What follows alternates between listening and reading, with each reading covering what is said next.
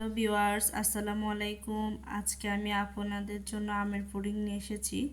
সবাই অনেক রকম পুডিং খেয়েছেন, এরকম বানিয়ে দেখবে আমি অন্য রকম বানিয়েছি আজকে পুডিং। প্রথমে আমের সাথে 1.5 চামচ চিনি আর আগার আগার পাউডার দিয়ে ভালো করে মেশাতে হবে, না হলে দলা পেকে যাবে। তারপর চুলার আঁচ বাড়িয়ে দিয়ে 3 থেকে 4 বলক দিলে উঠিয়ে একটা প্লেট বা বাটিতে নেবেন। আবার দুধ জাল দিয়ে সাথে চিনি পরিমাণ মতো আগার আগার পাউডার মিক্স করে ভালো করে সাথে আমের মিশ্রণ দিয়ে ভালো করে জাল দিয়ে বাটিতে ঢেলে নিয়ে কিছুক্ষণ রাখতে হবে ঠান্ডা হওয়ার জন্য।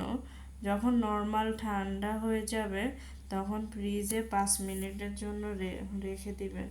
রেখে দেওয়ার 5 মিনিট পরে আবার বের করে তারপর দেখবেন যে পুডিংটা পুরোপুরি তৈরি হয়ে যাবে।